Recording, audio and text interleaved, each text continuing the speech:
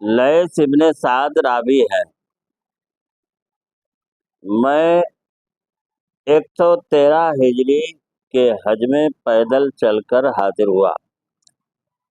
मक्का में एक रोज तमाम नमाज असर के बाद बुकबीस की पहाड़ी पर चढ़ा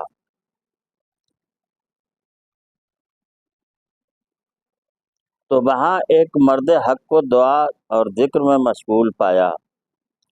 उसके बाद जिक्र और दुआ की तफसील इस तरह है। वो कहने लगा, या रब्बे, या रब्बे, यहाँ तक के सांस फूल गया। या रब्बाहो, या रब्बाहो, पूरी एक सांस भर कहता रहा।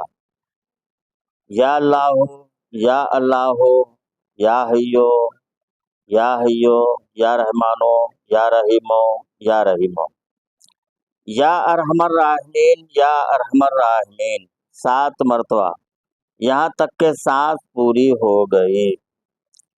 फिर दुआ की, मालिको मौला, मैं अंगूर खाना चाहता हूँ, मुझे खिला। और मौला, मेरी चादरें फट गई हैं। हजरत लैथ बयान करते हैं कि अभी दुआ खत्म भी ना हुई थी कि पाई थी कि अंगूर से भरी हुई एक टोकरी वहां मौजूद थी। हालांकि उस वक्त रुए जमीन पर कहीं अंगूर का मौसम नहीं था और 2 चादरें भी मौजूद थीं। उस मर्द हक ने अंगूर खाना चाहे। मैंने अर्ज किया कि मैं भी हिस्सेदार हूँ। फरमाया कि वो कैसे? मैंने अर्ज किया कि आप जब दुआ कर रहे थे तो मैं आमीन कह रहा था। फरमाया, आगे आओ, तुम भी खाओ। मैंने करीब पहुंचकर अंगूर के दाने खाए तो इतने लजीज अंगूर मैंने उम्र में कभी नहीं खाए थे। उनमें बीज भी नहीं थे। मैं शिकम सैर हो गया मगर अंगूरों में कमी नहीं आई। फिर फरमाया कि इन चादरों में से जो पसंद हो ले लो। मैंने अर्ज किया कि चादर की मुझे हाजत नहीं। फिर फरमाया कि तखलिया करो, मैं कपड़े बदल लूं। मैं एक तरफ हो गया। उन्होंने एक चादर को तैबंद बनाया और दूसरी ओढ़ ली और उतारी हुई चादरें हाथ में लिए वो कमीज से नीचे उतरे। मैं भी हमराह चला। मसा पर पहुंचे तो एक शख्स उनके करीब आया और इल्तिजा की, है फरजंदे रसूल सल्लल्लाहु अलैहि वसल्लम, मुझे जन्नत के जोड़ों में से कोई जोड़ा पहनने को अता फरमाइए। उतारी हुई चादरें आपने उनको हवाले की और आगे तशरीफ ले गए। लैस इब्ने साद ने पूछा, ये कौन थे? जवाब मिला कि गुले गुलजार जहरा फरजंदे शहीद करबला इब्ने इमाम बाकिर हजरत जाफर इब्ने मोहम्मद अली हैं।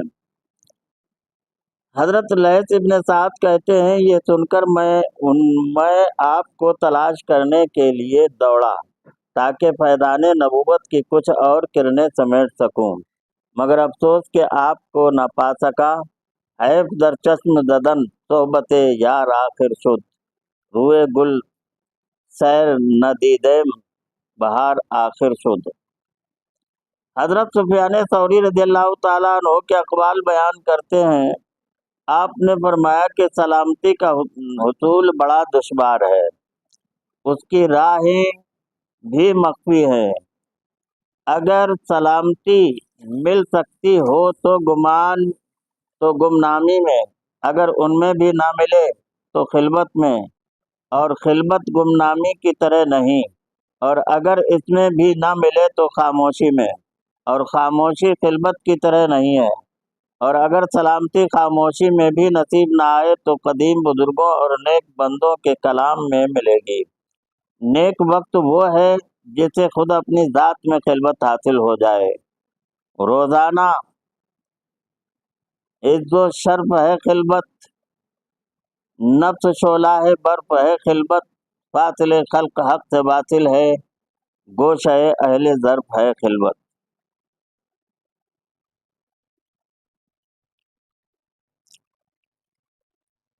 चर्द मुजर्रद, खिलबत नशीनी, गोशा नशीनी, गोशा कहते हैं एक किनारे पे, और अकेले रहना क्या है? तो ये दुनिया के फितनों से जब अकेला आदमी रहता है तो बचा रहता है। गुनाह कब होते? जब दो चार हो तो कुछ कहेगा, कुछ बोलेगा, कुछ सोचेगा, कुछ करेगा। चोरी कब होती है? जब लोग हों तो क्या होती है?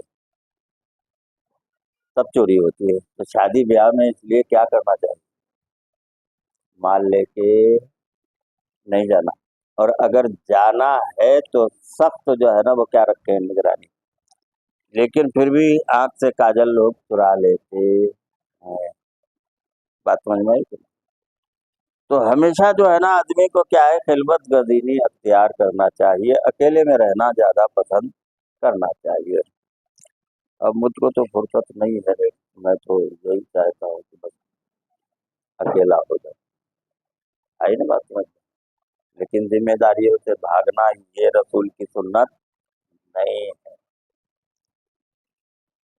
मुजद्दिद साहब जो है ना वो उनका मिजाज अलग है। वो ये कहते हैं कि अगर हजारों में भी रहो लेकिन किसके साथ रहो? खुदा के साथ। और सुन्नतों पर अमल करो, भागने की जरूरत नहीं है। जंगल में या कहीं बसेरा बना लेने की जरूरत नहीं है। तो दिल को सुकून कुछ मिल जाता है कि हमारे मुजद्दिद ने जो है ना वो ऐसा फरमाया। तो बस्ती में भी जो है ना वो क्या है? रहने की जरूरत, यानी बस्ती में भी रहे तो कोई फर्क पड़ता नहीं। वरना दिल दिमाग जो है ना वो क्या है? ऐसे हैं कि